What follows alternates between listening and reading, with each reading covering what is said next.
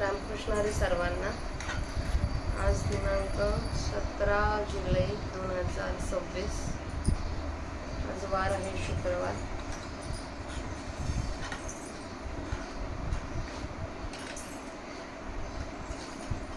Mamma पाणी दे.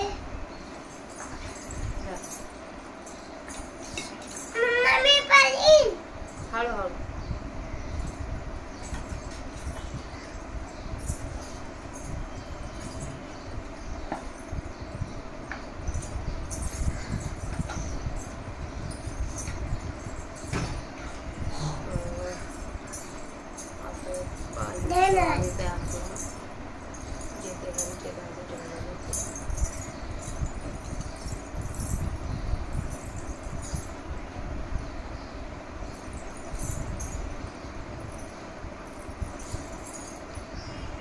कालच्या माऊलींच्या सेवेमध्ये आपण 548 ओव्यांचं वाचन केलं होतं.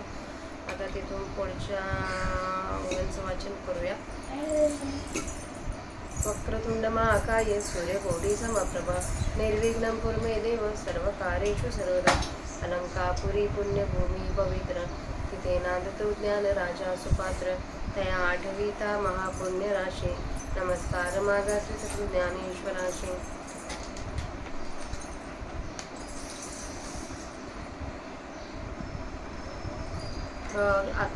याआधी आपण 18व्या अध्यायातील माऊलींचे 21 श्लोकापर्यंत वाचन केलं होतं. आता 22व्या श्लोकापासून सुरुवात करूया.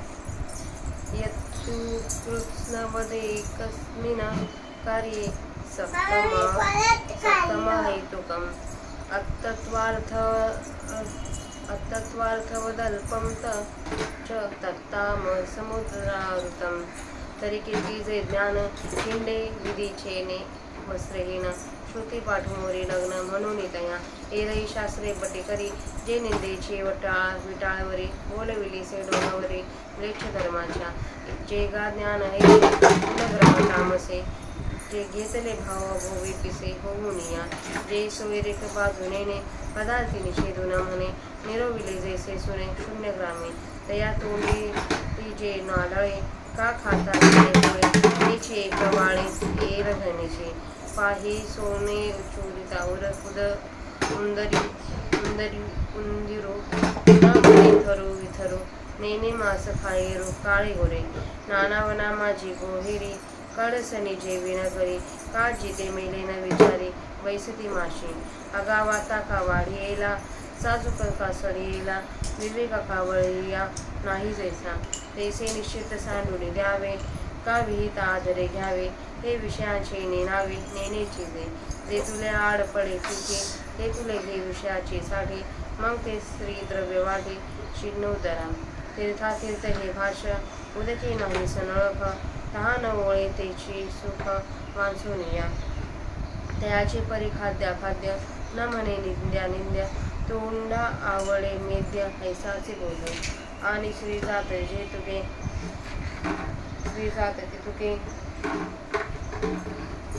पंचेंद्रियांची ओळखे ते विषय सोयरके एकची बोलो. वैस्वार्थी जे उपकरे त्याचे नाम सोयरे. देह संबंधून सरे जे ज्ञानी. मृत्यूचे अवघेचे अन्न आगीबेचे आगी इंधन. तैसे जगाचे आपले धन तामस ज्ञान. ऐसेने विश्व सकळ जेने विश्वची मानिले केवळ. त्या एक जाणे फळ देह भरण. आकाशपतिता निरा जैसा सिंधूचे एक थारा. तैसे कृत जातो उदरा लागीच बुजे. वाचुनी स्वर्ग न रखो जैसा सिंधूची एक जैसा नरको आधी. तया हेतु प्रवृत्ती निवृत्ती ये आघवी येची राती जानवेचे जे देह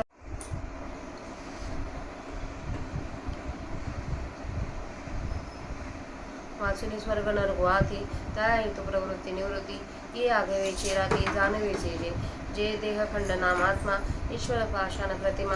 या परवती प्रमा ढळवणे म्हणून पडिलेनी शरीरे केले निसे आत्मा विसरे. मा भोगावयावरे कोणे वेशे. ना ईश्वर पाहता आहे तो भोगवी हे जरी होय. तरी देवचे खाय विकोणिया.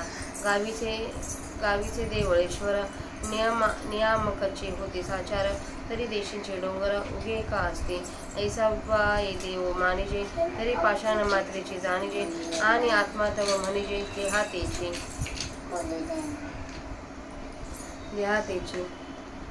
ए रे पापा पुण्याधिक न ते लागावे करुणी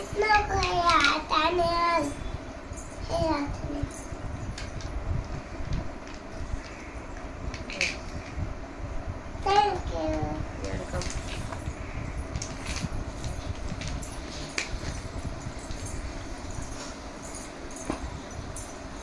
मनोनी पडिले नि शरीरे केले नेसे आत्मा विसरे मा भोगाव्यावरे कोण वेशे ना ईश्वर पाहता आहे तो भोगवे जरी होई तरी देवसे खाई विकोनिया गावीचे देवळ ईश्वर नियामकाची होते साचार तरी देशीचे डोंगर उगे का असते ऐसा विपाय देव मानिजे तरी पाषाण मात्रचे जाणिजे आणि आत्मा तव म्हणिजे देहातेचे एरे पाप पुण्यादिके ते लागवेचे करुणी लटके ही तमाने अग्निमुखे चरणे जे का जे जामाचे डोळे लाविती जे इंद्रिय गोळी लाविती तेचे साच हे प्रतिती तुळी जया कुंभवना ऐसे प्रथा वाढती देखसे गाथा धुवाची वेली वृथा आकाशी जैसे कोरडना ओला उभे का हाती गेला तो वाढून मोडला भेंडू जैसा नाना उसांचे कनसे का नपुंसके मानुसे पण लागले जैसे साबरीचे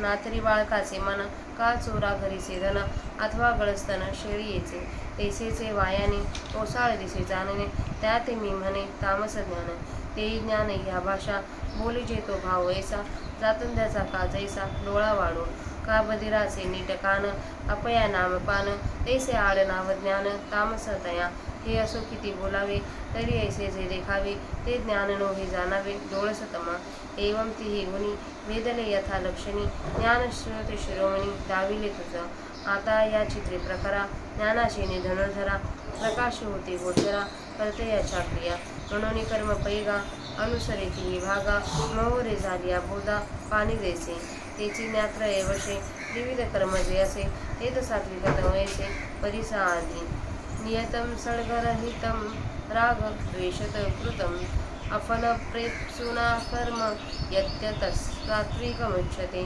तरी स्वाधिकाराचे मार्गे आले जे मानिले अंगे पतिव्रतेनीचे परिश्वंगे प्रियाते जैसे सावळ्या अंगा चंदना प्रमदालोचनी अंजना ऐसे अधिकारासे मंडना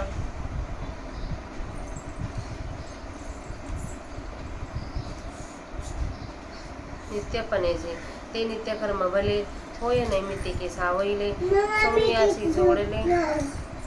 सोनियाशी जोडले सौराभ्य जैसे आणि आघात जीवाची संपत्ती वेचुनी बाळाची करी पाळती परी जीवे बगन ही स्थिती न पाहे माहे तैसे सर्वस्व कर्मानुष्ठी परी फळ न सिये दिटी मुकते क्रिया पैठी ब्रह्मशिखरी आणि प्रिया आलिया स्वभावे सबळ उरे वेसे हे ठाऊये नव्हे तैसे सत्प्रसंगे करावे पारुष जरी तरी अकरणाचे निघेले द्वेषातेची विना बांधी जालियाचे नि आनंदे कुंजून येणे ऐसे ऐसे हातवटिया कर्म निफजे जे धनंजया जान सात्विक हे तया गुणनामगा यावरी राजसाचे लक्षण सांगितले रसाचे न करी अवधानाचे वाणीपण यत्तु कामेच पुन्हा कर्म साहकारेण वा पुनः क्रियते बहुलायास तद्रजामुदृतम तरी घरी माता पितरा दड बोली नाही संसारा एर विश्वभरी आदरा मुळको जैसा का तुळशीची आझाडा दुरुनी न घापे सिंधुडा द्राक्षाची यातरी बुडा दुधाची लाविके तैसा नित्य नैमित्तिके कर्म जे आवश्यके त्याची वर्ष न शके वैठला उठो एरा कामाचे निंतरी नावे दया सर्वस्व आगवे वेचिताही न मनवे बहु ऐसे आगा देवळी वाढी लाहिजे तेच मोलात वेतान धाईजे तेरी दापुरी न म्हणजे बीज जेवी का परिस्वा झाली आधी लोळा लागी सर्व संपत्ती वेसू करता ये उन्नती साधुक जैसा तैसे फळ दे कोणी पुढे काम्य कर्म दुवाडे करी परी दे ठोकडे केलेही माने तेन फळ कामुके यथा विधी नेटके काम्य केले जे ते तुगे क्रिया जात आणि तयाही केली असे तोंडी लावे तोंडी लावे दवंडीचे कर्मी या नाव पाठाचे बाणे सारे तैसा बरे कर्म अहंकारू मग पिता अथवा गुरु ते न मनी काळज्वर औषध जैसे औषध जैसे तैसे निसा अहंकारे ते बोल फळा बिलाशी नरे की जे गादरे जे जे काही करी तेही कारणे भवसा वळगुणी करी सायसा जीवन पाहू काजेचा कोलांटी याचा का एका कणालाही उंदरी असं का उपस्थित टेबलवर होता बाबू चेक कर ना तू निश्चय ना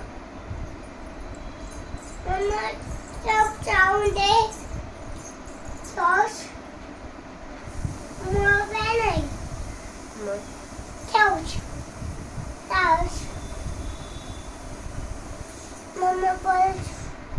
किती होता चेक कर ना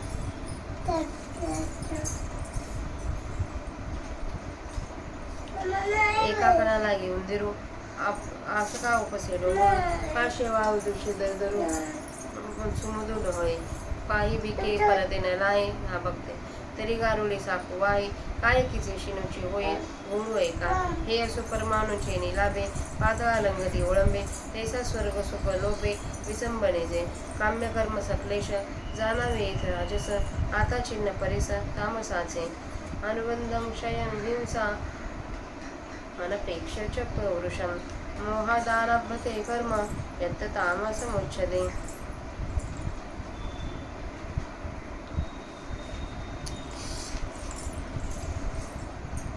तरी गाते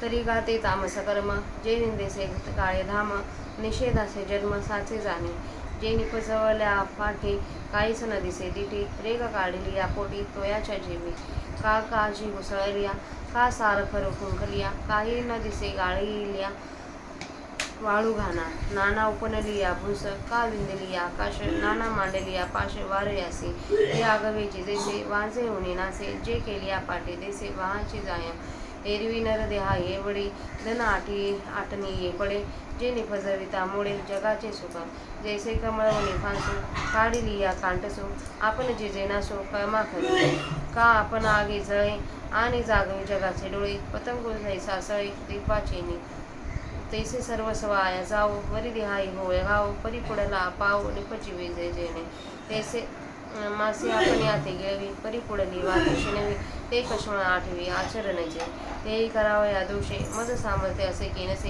हेही पुढील तैसे न पाहता कने केवढा मागाऊ आव करिता कोणा प्रस्ताव केली आई आव काय येत इये आन जाणीवेची सोय अविवेकाचे निपाय उसुनिया होय साठोपकर्मी आपुला उसोटा जाळुनी पिसाटे जैसा वणी का सोमर्यादा घेऊनी सिंधू उठे मग नेने थोडे न पाहे मागे पुढे मार्गा मार्ग एक वडे करीत चाले तैसे कृत्याकृत्य सरकटित आप परनुरवथ कर्म होयते निश्चित तामस जाण ऐसे गुणत्रय अभिन्ना कर्माचे का अर्जुना हे केली विवंचना उपपत्तीचे आता याची कर्मा भजता कर्माभिमानी या करता तो जीव होई त्रिवजता पातला असे चतुराश्रम वशे एक पुरुष चतुर्धा जसे कर्तया त्रैविध्य तैसे कर्म भेदे परितया ती ह्यातून सात्विक तव प्रस्तुत सांगेन दत्त चित्तू आकर्णितो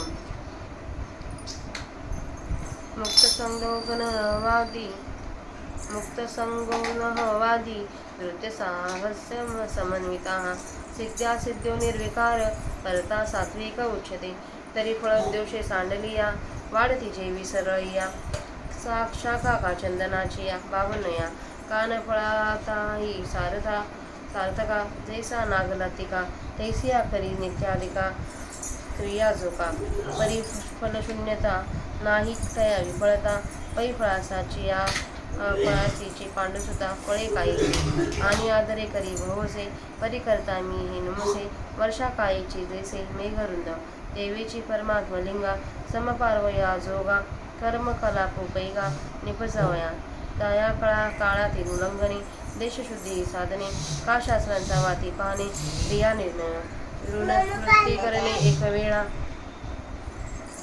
चित्त जाऊ न देणे फळा नियमांची या साखळा वाहना हाना हा निरोधी सावया लागे धैर्याची या चांग चांगी चिंतवणी जित अंगी बाही जोखा आणि आत्माची या आवडी कर्मे करिता वरपडी देह सुखाची या परवडी येऊन लाहे ऐसा निद्र दुरावे शुदान बाणवे सुरवाळू ना पावे अंगाचा ठाऊ तव अधिक उत्साह धरी आगळिक सोने जैसे तुक कुटली आकसी तरी आवडी आधी साच तरी जीवित ही सल्लच आगी घालिता रोमांच देखच दिसती मा आत्मया एवढी या प्रिया वालमेला जो धनंजया देहचे सिद्धता तया काय खेद ओळीला म्हणून विषय सुरवाडू तुटे तव जव जव देह बुद्धी आटे तव तव आनंद दुनवटे कर्मी जया जैसोनी जो कर्म करी आणि कोणी एक अवसरी ते टाके ऐसा परी वाहे जरी तरी कडाडी मुळे जे गाडा तो आपण पेना मनी अवघडा ऐसा टाकले नाही थोडा नोहे झोका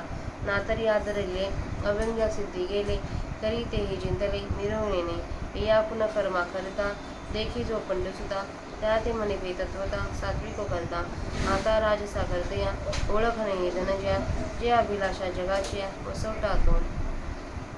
इथे आपले 649 ओव्यांचं वाचन झालं आहे. आता त्यांचा मराठी अर्थ बघूया.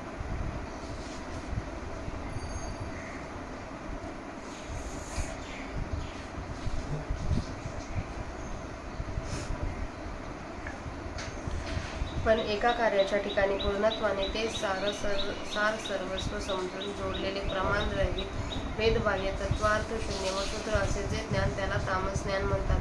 तरी अर्जुना जे ज्ञान विधीच्या वस्त्राने रहित आहे असे नागवे हिंडते म्हणून सर्वांची माऊली जी श्रुती तिने ज्या ज्ञानाचा अभेर केला आहे श्रुतीच्या अनुरोधाने चालणाऱ्या इतरही शास्त्रांनी ज्या तामस ज्ञानाला ते निंदे आहे असा दोष देऊन लेख धर्मांच्या डोंगरावर घालवून दिले आहे, ज्याला वाळीत टाकले आहे. अर्जुना जे ज्ञान तमोगुणी पिशाच्याने पछाडल्यामुळे वेडे होऊन भ्रमण करते, ज्याप्रमाणे एखादे पुत्र ओसाड गावात सोडलेले असावे त्याप्रमाणे जे ज्ञान विषयोपभोगा करताना त्याची आडकाठी जाणत नाही व कोणताही पदार्थ निश्चित मानत नाही, मग त्याच्या तोंडात आटोक्यात जो पदार्थ सापडत नाही अथवा जो पदार्थ खाताना तोंड पोळते त्याच पदार्थाचा ते त्याग करता. इतर सर्व पदार्थ घेतेस. पहा की उंदीर लाखेचा डाग वगैरे लागलेले सोने चोरीत असताना चांगले वाईट म्हणत नाही अथवा मांस खाणारा जसा काळा गोरा म्हणत नाही अथवा ज्याप्रमाणे रानामध्ये वनवा जाळताना बरे वाईट अशी निवड करीत नाही अथवा माशी पदार्थावर बसताना तो जिवंत की मेलेला आहे याचा विचार करत नाही. अरे अर्जुना, अन्न उकलेले किंवा वाढलेले अथवा ताजे किंवा सडके हा विचार जसा कावळ्याला नाही त्याप्रमाणे निषिद्धाचा अत्यंत त्याग करावा अथवा विहिताचा आदराने स्वीकार करावा. हे विषयांच्या बाबतीत ते ज्ञान जाणतच नाही. जेवढे डोळ्यासमोर येईल तेवढे भोगायचेच विषय आहेत असे मानून त्याचा जे ज्ञान स्वीकारते आणि मग ते मिळवलेले स्त्री व द्रव्य श्वसनाकडे आणि पोटाकडे वाटून देते. पाण्याने तहान भागेल ते सुख, यापेक्षा हे पाणी पवित्र अथवा हे पाणी अपवित्र अशी या पाण्यासंबंधाने भाषा ज्याच्या ओळखीची नसते त्याचप्रमाणे खाण्यास योग्य आणि अयोग्य व निंद्य हे ते तामस ज्ञान म्हणत नाही. जे तोंडाला आवडेल ते पवित्र अशी त्या तामस ज्ञानाची समजत असते आणि स्त्री जात जेवढी आहे तेवढी त्वगिंद्रियाने ओळखते. स्त्री ही त्वगिंद्रियांच्या भोग्य विषय आहे एवढेच समजते आणि त्या स्त्री जातीशी संबंध करण्याविषयी ज्या तामस ज्ञानाची एकच समजूत असते, जो आपल्या कामाच्या उपयोगी पडेल त्याचेच नाव नातलग. आणि ज्या तामस ज्ञानापाशी शरीराच्या नात्याची किंमत नसते. सर्व जगच मृत्यूचे अन्न आहे, सर्व पदार्थच अग्नीचे जळण आहेत, त्याप्रमाणे तामस ज्ञान ज्याला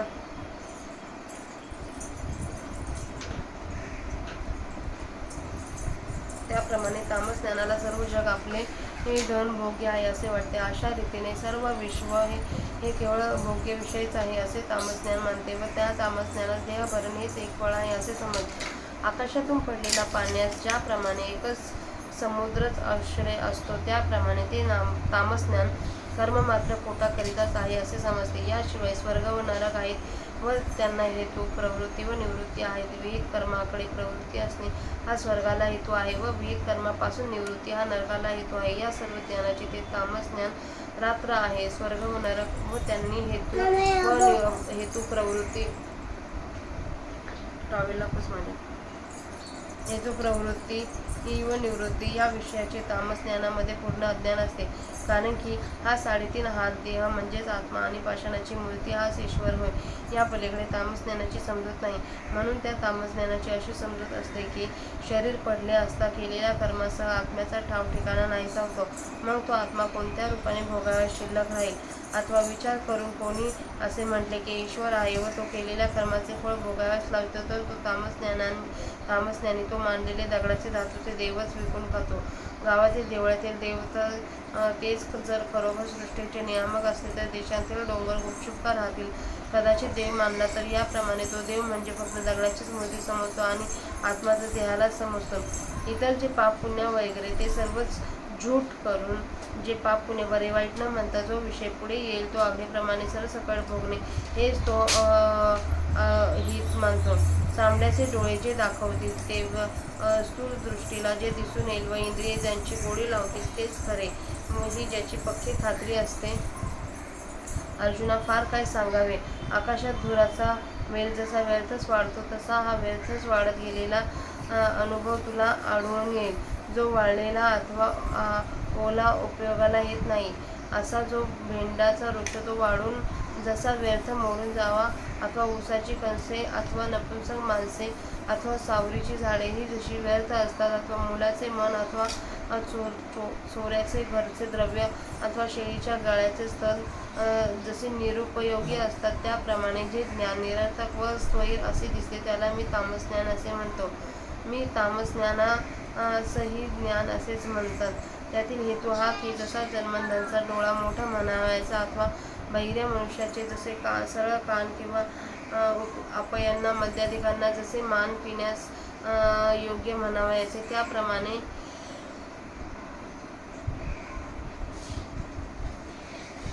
त्याप्रमाणे त्या तामसज्ञानाला ज्ञान हे केवळ आडनाव आहे.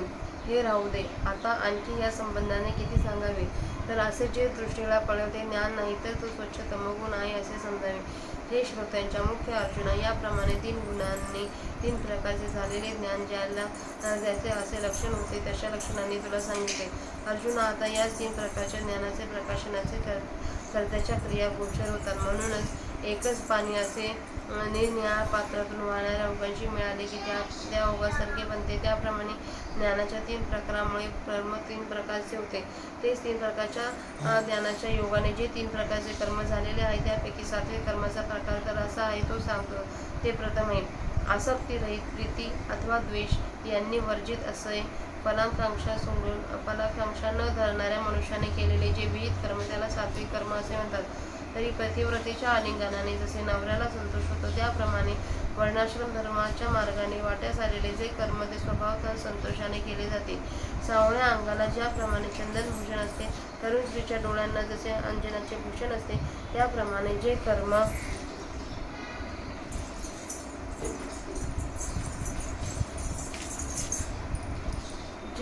नित्य कर्तव्य असल्यामुळे अधिकाराला भूषण आहे. सोन्याला ज्याप्रमाणे सुगंध प्राप्त व्हावा त्याप्रमाणे त्या नित्यकर्माला नैमित्तिक कर्माची जोड मिळाली असता त्या नित्यकर्माला शोभा येते. आणि शरीराचे व प्राणाचे सामर्थ्य खर्च करूनही आई ही मुलांचे पालन करते, परंतु आईच्या जीवाला मुलांचे पालन करण्याचा केव्हाही कंटाळा येत नाही.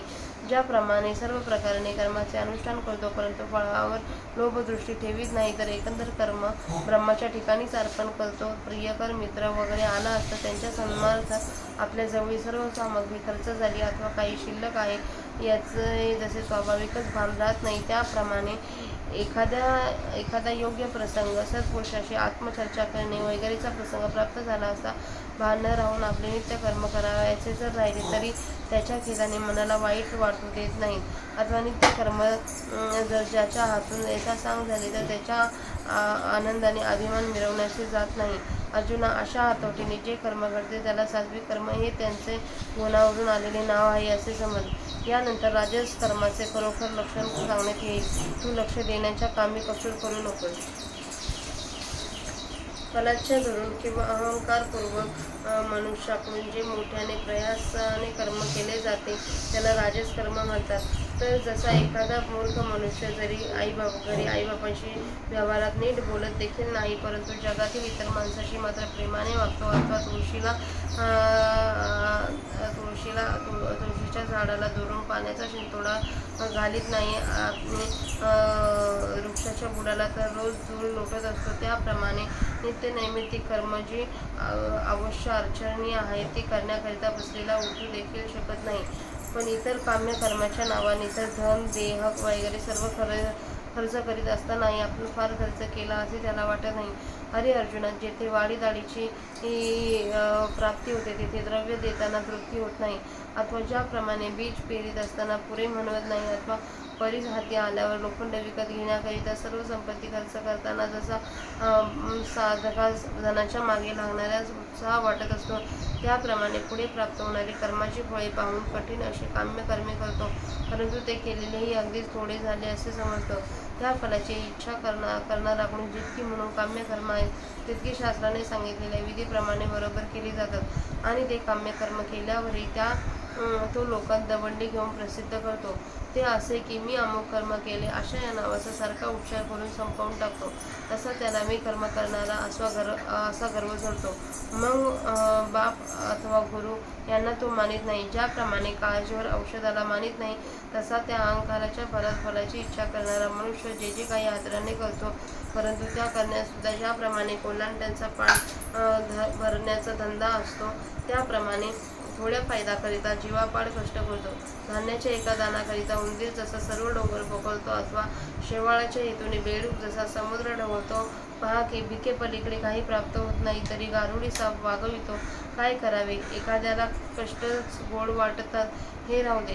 परमाणूच्या लाभाकरिता ज्याप्रमाणे वाळवी पात्रांचे उल्लंघन करते, त्याप्रमाणे स्वर्ग सुखाच्या लोभाने एकसारखे जे श्रम करणे ते त्रासाने भरलेले काम्य कर्म येथे राजस कर्म असे समजावे. आता तामस कर्माचे लक्षण ऐक. भावी परिणाम, नाश, प्राणपीडा आणि प्राणीपीडा आणि आपले कर्म करण्याचे सामर्थ्य यांच्याकडे लक्ष न देऊन अविचाराने ज्या कर्माला आरंभ करण्यात येतो त्याला तामस कर्म असे म्हणतात. तरी जे निंदेचे दोष आणणारे वस्तुस्थान आहे, ज्यामुळे निषिद्ध कर्माचे जन्म सफल झाले आहेत, अर्जुना ते तामस कर्म होय. जे तामस कर्म उत्पन्न झाल्यानंतर पाण्यावर रेघ काढली असता जसे काही दिसत नाही, तसेच ज्याचे फल दृष्टीला काहीच दिसत नाही, अथवा टाकावरची निवळी घुसळली असता किंवा विजलेल्या कोळशावर पोखर घातली असता पाण्यामध्ये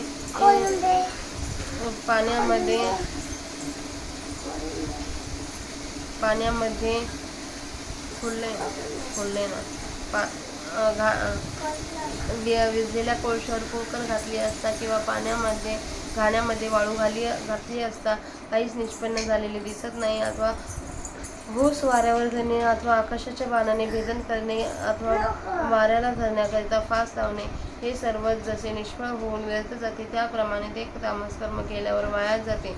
एरवी तामस कर्म करण्यात नरदेहा एवढे धनही खर्च पडते.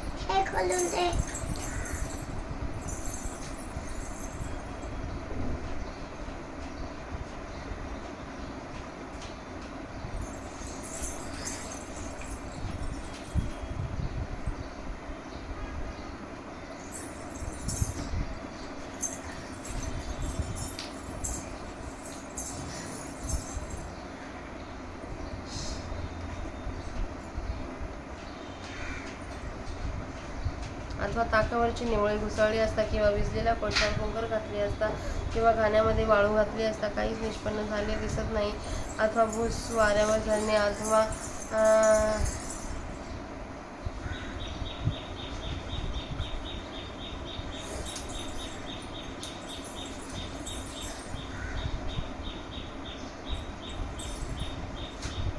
हे सर्वच जसे निष्फळ होऊन व्यर्थ जाते, त्याप्रमाणे हे जे तामस कर्म केल्यावर वाया जाते. एरवी तामस कर्म करण्यात नरदेहा एवढे धनही खर्च पडते आणि जे करीत असता जगाच्या सुखाचा बिघाड होतो. ज्याप्रमाणे कमलाच्या वनावरून काट्याचा फास ओढीत नेला असता तो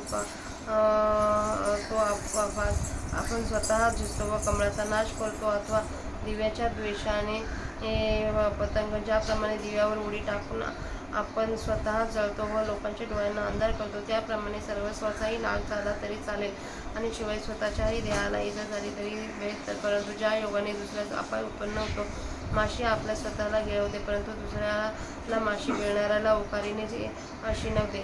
त्या माशीच्या घाणेरड्या कृत्याची जे तामस कर्म आठवण करून देतात तेही करण्याकरिता मला सामर्थ्य आहे की नाही हा पुढील विचार जर करावा. आपण तसे काही न पाहता तो कर्म करतो. माझे सामर्थ्य एवढे आहे. कर्म करीत असताना प्रसंग कोणता आहे आणि कर्म केल्यावर येथे काय प्राप्त आहे या विचारांचा मार्ग अविवेकाच्या पायाने पुसून मी हे कर्म करणार अशा अभिमानाने कर्म करण्यास उद्युक्त होतो.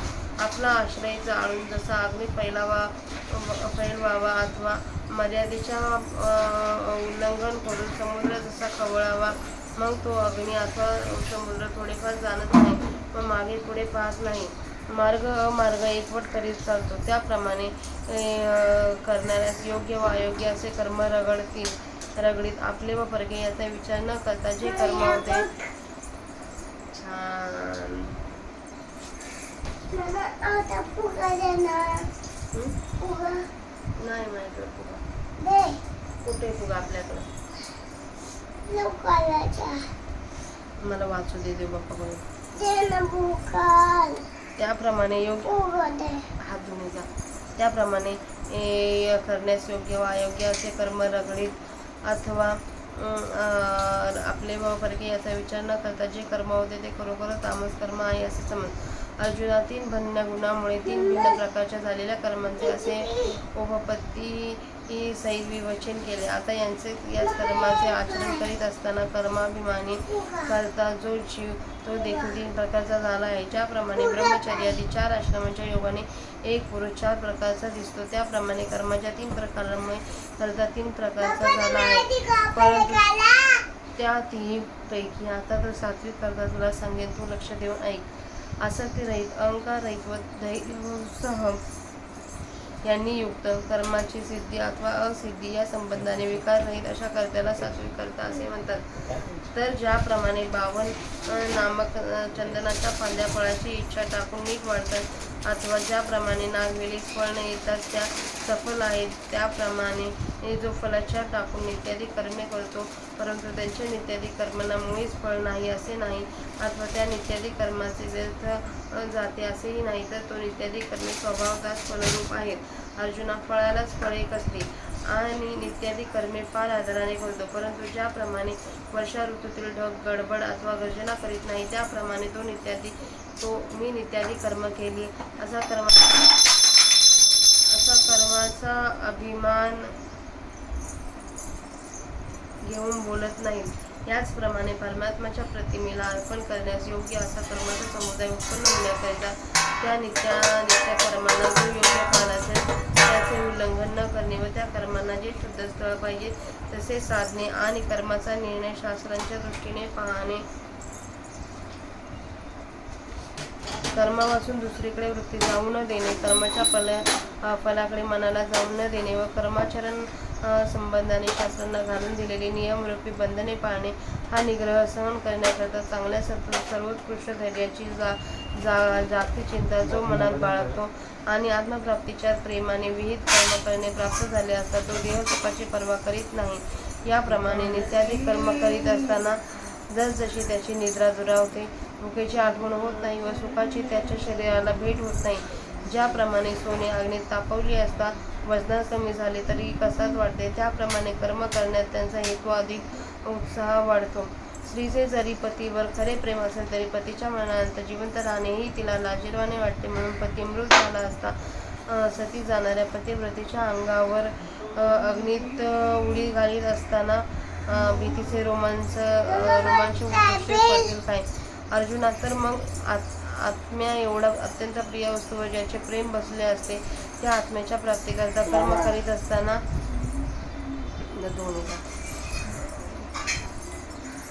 जर त्याच्या देहाला सुद्धा कितीही दुःख होत असले तरी त्याचा त्यास त्याचा खेद होईल काय. म्हणून जो जो विषय सुख कमी होईल व देहांकार नाहीसा होईल तो कर्म करण्यात त्याचा आनंद दुप्पट वाढतो. अशा रीतीने जो कर्म करतो आणि एखाद्या वेळी ते कर्म करणे बंद पडण्याचा प्रसंग आला तर जेव्हा एखाद्या गाडा झपाट्याच्या वेगात कड्यावरून खाली येताना मोडतो तेव्हा तो गाडा जसा आपणावर कठीण प्रसंग आला असे मानत नाही. त्याचप्रमाणे कर्म करीत असताना जरी कर्म करणे बंद पडले तरी जो संकोचित होत नाही अथवा आरंभलेले कर्म जर पूर्णपणे सिद्धीस गेले तरी तोही आपण एक मोठा जय मिळवला असे मिरवायचे तो जाणत नाही. अर्जुना, अशा खुणेने जो कर्म करताना दिसतो त्याला खरोखर सात्विक करता असे म्हणावे. अर्जुना, आता राजस करता ओळखण्याची खूण अशी आहे की जगातील सर्व अभिलाषांचे तो आश्रयस्थान झालेला असतो. इथं आपल्या 649 शोधांचा मराठीत अर्थ वाचून झाला आहे. झालेली सेवा माऊलींच्या चरणी अर्पण करूया आणि सेवेला स्वर्ग मिळणार. रामकृष्ण.